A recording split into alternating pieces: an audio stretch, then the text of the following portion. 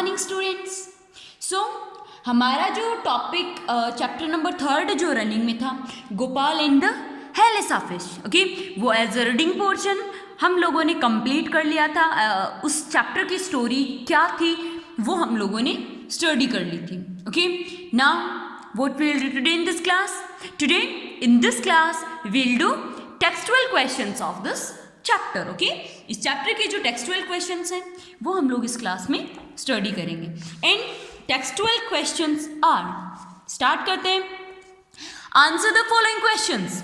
Question first, why did the king want no more talk about the hilsa fish? राजा जो है वो ऐसा क्यों नहीं चाहते थे कि अभी कोई भी उनके पैलेस में हेलिसा फिश के बारे में और ज़्यादा बात करे।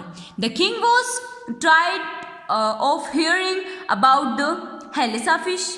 जो किंग जो है वो मतलब नहीं चाहते थे कि वो हेलिसा फिश के बारे में सुने, as everyone was talking about it all the time, क्योंकि सब लोग जो हैं वो उसी के बारे में बात करते थे एवरी टाइम, हर समय वो उसी के बारे में बात करते थे।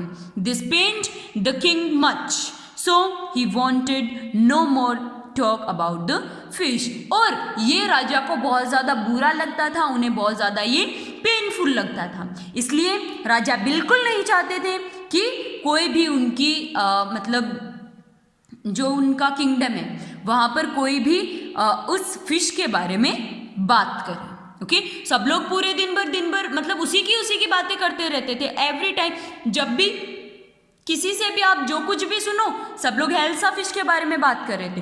तो ऐसे जो राजा जो हैं वो इरिटेट हो जाते हैं एंड वो बिल्कुल नहीं चाहते कि फिर कोई भी मतलब उनके पास उस फिश के बारे में बात करे। Okay, next second question, what did the king ask Gopal to do to prove that he was clever?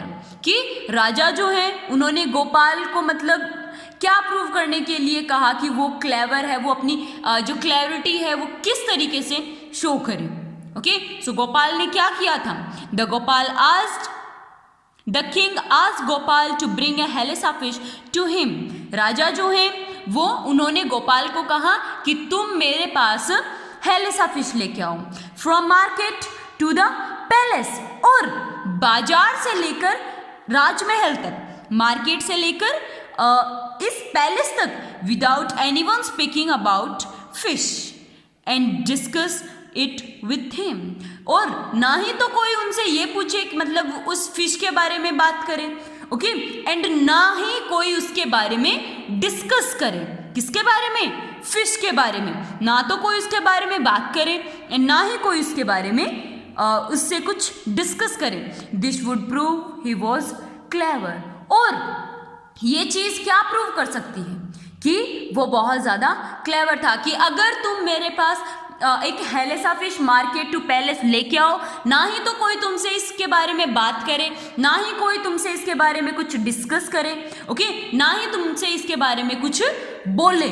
Okay, अगर तुम ऐसा कर सकते हो तो तुम क्लेवर हो, अदरवाइज तो तुम क्लेवर नहीं। Okay, next question third, what 3 things did Gopal do before he went to buy his hilsa fish? Gopal है ना, उसने क्या किया? ओके, गोपाल जो है उसने हेलिसा फिश को खरीदने से पहले उसने कौन सी 3 थिंग्स की थी? ओके, कौन सी 3 थिंग्स गोपाल ने हेलिसा फिश को खरीदने से पहले की थी? Gopal served only 1/2 of his face. Gopal ने अपना हाफ फेस उसने सेव कर रखा था। Okay, second, assembled ash and put on torn clothes before he went out to buy hilsa fish. कि उसने ऐश अपने आप पे डाली हुई थी, ओके, मतलब वो बहुत गंदा सा हो गया था तो उसने ऐश अपने आप पे डाली हुई थी, एंड उसने फटे हुए कपड़े उसने पहने हुए थे, हाफ उसने शेव की हुई थी, ओके, उसने अपने आप पर ऐश डाली हुई थी एंड उसने फटे हुए कपड़े पहने हुए थे। मतलब उसने ये तीनों तैयारियां उसने हेलिसा फिश को बाय करने से पहले उसने की थी। Okay, next Question 4th. How did Gopal get inside the palace to see the king after he had bought the fish? कि जो गोपाल जो है, what did Gopal get inside the palace? जब गोपाल पैलेस के inside मतलब अंदर जाता है, टू सी द किंग, राजा के पास जब गोपाल जाता है after he had bought the fish, तो उसके साथ क्या होता है?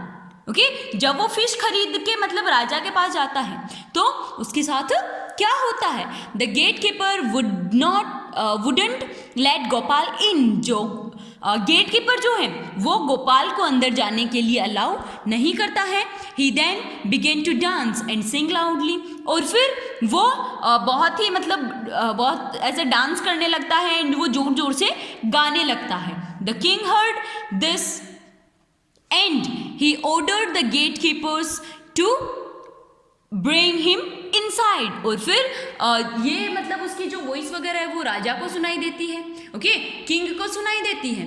तो क्या होता है, किंग को सुनाई देने पर जो किंग है वो गेट कीपर को ऑर्डर करते हैं कि उसे अंदर आने दो. इन दिस वे, इस तरीके से Gopal was with his hilsa fish got inside the palace, और इस तरीके से गोपाल अपनी हेलिसा फिश के साथ पैलेस में जाता है. तो हमें यही तो पूछा हुआ है कि वो किस तरीके से अंदर जाता है. ओके, सो वो जोर से गाने लग जाता है एंड देन वो अंदर जाता है. Explain why no one screamed to be interested in talking about the Helisa fish with Gopal had bought. जो फिश, जो हेलिसा फिश गोपाल लेके आया था, ओके, उसमें कोई भी इंटरेस्टेड क्यों नहीं था? कोई भी इंटरेस्टेड क्यों नहीं था? तो गोपाल इसलिए गोपाल जो फिश लेके आया था उसमें कोई इंटरेस्टेड इसलिए नहीं था क्योंकि उसने अपना जो बहुत अजीब उसने अपनी हालत बनाई हुई थी.